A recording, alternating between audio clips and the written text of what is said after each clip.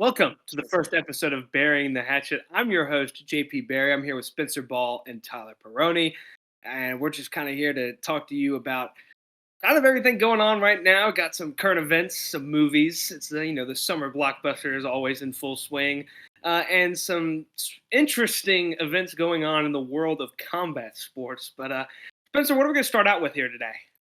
Well, first thing on the loaded docket today is probably most of you all know this upcoming Friday or Thursday night for your local cinemas is probably, I would say, the most anticipated day of the year in the movieverse, as both Barbie and Oppenheimer are releasing, and I think the masses are excited. What else can you tell us about it, Tyler? Well, I can tell you, Christopher Nolan himself said no CGI in Oppenheimer, and you know what that means. There's probably a city out there somewhere that's drawn. There's only at No least one- two, I feel like if it's going to be historically accurate. Yeah, no, Uh, knowing Nolan, but no. From what I've heard, all of the effects from the nuclear bomb were done practically with models, so no real actual people harmed. Luckily, can't say that about maybe some other Christopher Nolan movies. I feel like maybe Christian Bale's back is still a little sore from when he got like his spine broken by. But I'm super excited for both of these. Of course, I'm a big Ryan Gosling fan. Who I think isn't? Barbie's just gonna be so funny, and it's just gonna be a nice like change of pace because I'm excited for Oppenheimer, but Oppenheimer I feel like is gonna just be like depressing, and you got to go from that to what Barbie's gonna be, and also Robert Downey Jr. is in Oppenheimer. I think is this the first time he's been in a movie since Avengers Endgame when he died as Iron Man. Spoilers for like a 5-year-old movie, but I don't know, when did Doctor Dolittle come out? that's a very good point. But so if there's always there's the Barbenheimer double feature thing, but if you had to choose one to go to on opening night, what would it be? For me personally, in however you want to do it, whenever you're gonna see it, I think you should see Oppenheimer first. As you mentioned, it's going to be a little depressing, and I think, I don't think you want to end off on that unless you're just a masochist and that's kind of your thing. You just want to be down in the dumps. But I would say start with that, and then either if you got all day, you're seeing maybe an earlier feature, hit Barbie right after or the next day. Kind of get uplifted. I've heard the movie does kind of have a deep meaning, but it's kind of being disguised in kind of this like childlike world, which I think it's going to be really cool to see how they not only pull that off, but kind of capture that. I think it's going to be a lot of fun. Yeah, I've actually heard Barbie described as candy-coated Nietzsche, so I don't really think that there's either movie you're coming out with. I don't know how to process that sentence. If I had to pick, I think if it has to be one or the other, I think I'm gonna see Barbie instead. But I do already have Poor tickets. whimsical time. It does. I do already have tickets. Oppenheimer matinee. The gentlemen are dressing up for that. Going back to the car, switching into the neon outfits. Yeah, Oppenheimer matinee. Switch to neon outfits. We're getting Barbie in the late afternoon, and then a wonderful whimsical dinner. That is just the coolest thing I think I've ever. Sounds majestic. Yeah, I wish. It's lovely. So it's kind of staying in the realm of movies. We just recently got a new trailer for the Napoleon movie, which is going to be Apple TV exclusive, but it looks super good. I'm sure you guys have seen the trailer, but Joaquin Phoenix is playing the part of Napoleon himself, and I'm so excited. The Napoleonic like kind of era in terms of like military history, I think is one of the coolest underrated kind of periods in history. And so I think they're going to do a really good job. The trailer looked awesome. I completely agree. I'm a big history fan as well, so I think like this is an era that we've kind of seen. I don't want to say like brushed over because a lot of books have hidden it, but in the movie realm, I don't necessarily know of anything that's been done like this, at least to my knowledge. Waterloo. Yeah, definitely not on this scale. That's like the end. Yeah, there you go. But I think Joaquin Phoenix is gonna kill this role. He always does. I think he's a great actor. Ridley Scott has been known to direct some epics as well. Um, so just good, great actors, great director. I mean, I don't know. I think it's gonna be great, and I think it'll be interesting to see how they kind of portray not only Napoleon the general, but also Napoleon, the person. He's a loaded bag for sure. He is. A lot of love letters of his in some museums, which are interesting to say the least. One thing I really love about the Joaquin Phoenix casting, dude's 5'8". I mean, come on, that's perfect. You You're know, not having an above 5'10" guy play the notoriously. He's not even that short. Napoleon's what, he's not 5'6". even that short, but They named the As a complex after him. as Yeah. a 5'8" gentleman myself, I like the casting. What are you gonna do? that's true. And the Emmys are coming up soon, ain't that right, Tyler? I think you kind of that's really kind of your wheelhouse. Television is my wheelhouse. Something I thought I'd never hear, but yes, we have some big names on the Emmys. I think one of the most stacked years probably ever. It is ridiculous. I'm gonna go down the outstanding comedy list for you. Abbott Elementary, Barry, Jury Duty, Only Murders in the Building, Ted Lasso, The Bear, Marvelous Miss Maisel, and Wednesday.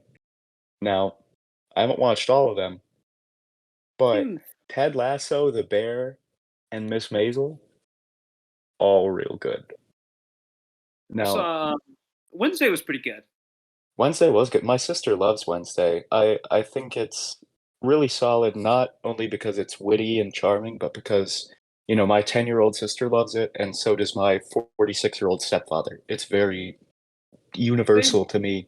It's a wide range. I think that's Mhm. something that like the Emmys, it's going to reward them for that. I mean, they Yeah. obviously did with getting a nomination. Yeah, and Absolutely. as great as a show like The Bear is, I'm afraid of some of its more mature aspects, maybe its downfall. I've only seen a little bit of the show, but I have seen Babish cook a lot of the stuff from it, which looks delicious. So, you know. Yeah, I know. I've seen more so. I have seen Barry from that comedy section. I love Barry. I think it's fantastic. But I think I've seen more in the drama realm from the nominees this year, with Succession getting a huge amount of nominees. That I think that's one of my favorite shows ever. It's fantastic. It's incredible. Um, you've also got, of course, Better Call Saul. I haven't seen the entire final season, so I might hit JP if he spoils this. Book it down to Spartanburg. But also White Lotus Yeah, season 2 is great, and there's one more I've seen on there. It's a Last video of Us, game, of course. Spence. That's the one. They should make a game about that, shouldn't yeah, yeah. I have this perfect guy I think could play Joel. But yeah, between The Last of Us and Better Call Saul, I don't know if I can really make a decision. Better Call Saul is like that's an experience. I mean, you say this like it's a four-man race. There are three more big players you guys haven't Very even true. brought up yet. Yeah, Andor, very good. dude. Very As solid. I'm the biggest Star Wars. Obviously not, but I haven't seen Andor yet. I love Star Wars. I live, breathe, and die it. I just haven't gotten around to. I've been meaning to. I need to. I know it's so good. When you can get to it. Actually, I've seen Andor, but not The Mandalorian. Oh, is the So Mandalorian there too? it's not, but I'm just saying they're adjacent. Yeah, Um, yeah, exactly. The new Mandalorian season, I loved it a lot. I thought it was really fun. yeah. Some people, Also, Game of Thrones has the dragon up for nominee as Ooh, well I as the did see Crown. that. Two. House of the Dragon was pretty good. I think they'll definitely take more of the kind of like the effects category or like that kind of stuff because yeah, other than like Rings of Power, which wasn't as well received, it was like the only show kind of doing that kind of thing, especially on such Yeah. a scale. Like Well, they, Andor could get some nods as well. that's true. see, That's I'm true. I thinking didn't watch Andor. Andor. I've seen some of the stuff Andor did, but The Last of Us too, with some of the effects of the infected, Very especially true. like what was it was I think they're the bloaters. I I've think played so. both Sounds right. games and I watched the show, and I can't remember. But some of the effects of the cordyceps infection were really awesome, and some like just kind of the cinematography of it in general. But in terms of acting, kind of feel like Better Call Saul will sweep. It's It, like I think it's going to be tough because I know Succession has won a ton of awards in the past, and as much as I love Bob Odenkirk, I'm not sure they're gonna. anyone from Yeah. Succession. I think It's I'll gonna be tough. tell you what, nominees for Outstanding Lead Actor in a Drama Series, Succession's got 3 nominees. Yeah. Brian Cox, Kieran Culkin, and Jeremy Strong are all there. Last of Us has Pedro Pascal. Bob Odenkirk is there for Better Call Saul, and Jeff Bridges for The Old Man. I mean, have any of you guys seen The Old Man? I have I've not. heard of it. Me neither. Jeff Bridges is notoriously Oh yeah, great, he's though. awesome. Yeah. I fully believe. I can't believe Jonathan Banks is in here for The Kid Named Finger. But I know that Better Call Saul has another one for outstanding actress in a drama Of course. series. I'm not entirely sure who else is on there though. Yeah, nobody there for Outstanding Lead Actress. Supporting, Supporting actress. I can't yeah, read. supporting, yes, Seahorn is there for Better Call Saul, as well as Smith Cameron for Succession, a Mhm. bunch of other people. Oh, whoa, 5 nominees for The White Lotus in supporting actress. Jennifer Coolidge, Sabrina Impacciatore. Ooh, I'm hoping that sounded the good. That sounded good. I like I'm that. hoping the I Italians are believe it. showed there. Simona Tabasco and Aubrey Plaza for The White Lotus.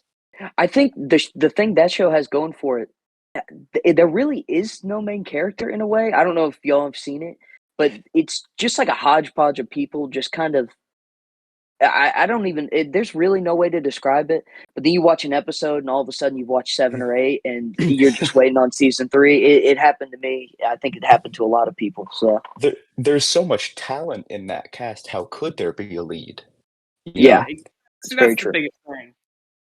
I don't know, man. It's stacked all across the board. The only thing I could think of is like a favorite before I knock over my computer. Other realm. The only thing I can think of as like a favorite is maybe Succession, just because it has like a legion of supporters and fans. Even though Better Call Saul, better. We'll see though. Of course, Okay, Oof, JP, have you seen Succession? I've seen bits and pieces, but there's not Take it no, enough. easy there, pal. No bit or no, piece. there's no nacho.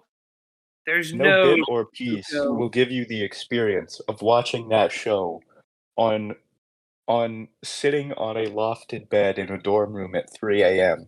watching 8 straight episodes. Again, happens. Completely normal. We've all been there. But talking about all these great performances, it's hard not to briefly bring up the writer's strike going on right now. Yeah, we'll kind Yeah. of. I'm interested to see how that kind of plays into the Emmys. I'm sure there will be some sort of, I don't say like demonstration. Like Yeah. something might. I fully believe that there will. I mean, it's Yeah. very. Could Well, I definitely guess. expect a speech or two to touch on it as well. Yeah. Especially, a lot of people pushing for their own rights, as actors and writers and people that help For make sure. these shows what they are. It's not just a one man show. Yep. Yeah, I hope we see a bunch of stuff about it. Yeah. I hope so too. I've seen some stuff recently. A lot of people that started on the internet actually, like Adam Conover of College Humor, had the TV show Adam Ruins Everything on I think True TV. Did some stuff with the Impractical Jokers. I saw a lot of backlash from him and a lot of his camp. A lot of people that started on the internet that are used to having that kind of independence now being in the guild. It's something that I think this strike is going to be one of the most successful union strikes in history because of its internet presence. Yeah, I think so too. You See see that? that Universal like trimmed all the trees down on the sidewalk in like 99-degree heat, where people were like picketing. That's all's fair in love and war, I guess. Mhm. We'll see what kind of stuff like ramps up. Maybe we'll get the Pinkertons back in town. Red Dead Redemption 2 reference. We got to reference Pete here on Burying the Hatchet. There you go. It's a God.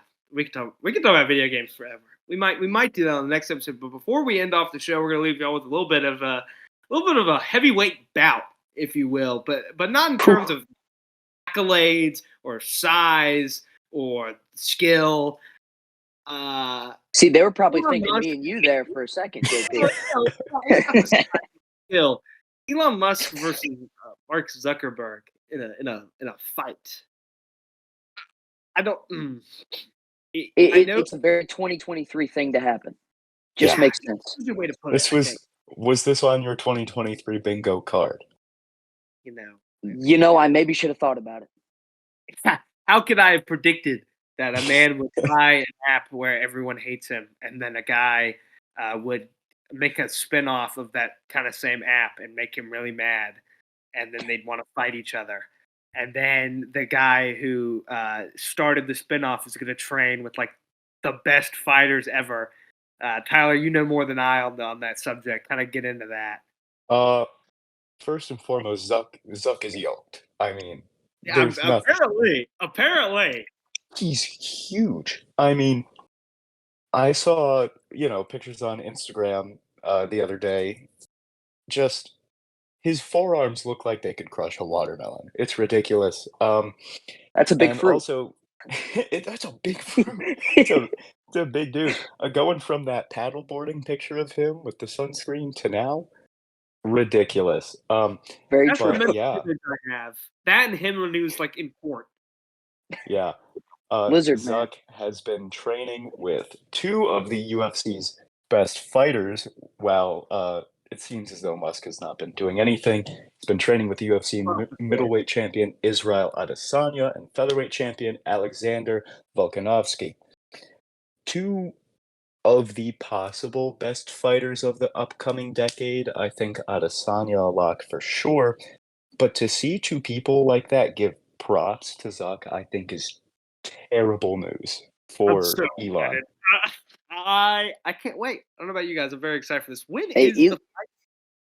I don't know. All I know is that Elon's been doing a lot of this with his thumbs. He maybe got the stronger thumbs, but let me tell you, Zuck might have that head like the watermelon in there. That's all I I know. don't think Elon Musk has ever gotten under a barbell before in his entire life.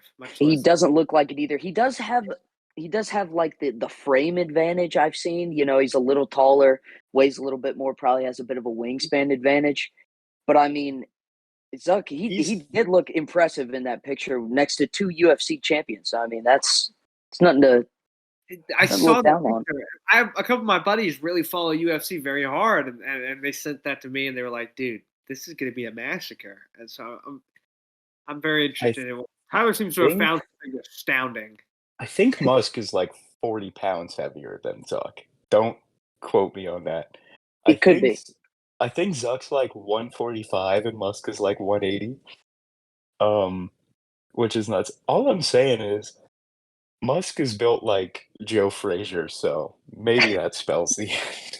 Maybe that spells the end for Zuck. But And it's hard not to mention. Oh, sorry to interrupt you there, no, I but was it's hard just not saying to that. mention the venue. Talk to us about that. I mean, this is not a joke. They might be fighting in the Roman Colosseum. The one, Italian government has given them approval. I don't know for a fact if that's true, but I heard the rumor mill saying that Roman Colosseum is a possible venue, even though as of July 12th an exhibition has not been arranged yet. But I will spend any amount of money to watch this. SGTV private plane to Italy. We're doing it. I think we'll send a team out. I Yeah. think we'll get together. We'll swim. Ball don't lie coverage of the Zuck Musk fight. I think that would go astronomically hard. So hard not to. I don't know about you guys, but I think that's going to do it here for the first episode of Burying the Hatchet. We'll be back on the SGTV YouTube channel. You can also find us on Instagram and Twitter. So keep tuned. At SGTV at USC. Well, there we go. I kind of Guy remembers the believe outro. in our viewership to be smart enough to kind of figure things out, Tyler. You can't spell things out for people. It's the number one rule of filmmaking. Hold on, let me take notes. So, yeah, 1A. You have the Eli Manning obsessed version of Martin Scorsese in front of you. But being serious, guys, we'll catch you guys later and get at least a couple more episodes out before the semester starts, and you see us all in our glory of the Kennedy Greenhouse Studio and many other things. So for SUTV, I'm JP Barry. That's Spencer Ball and Tyler Perrone. See you next time.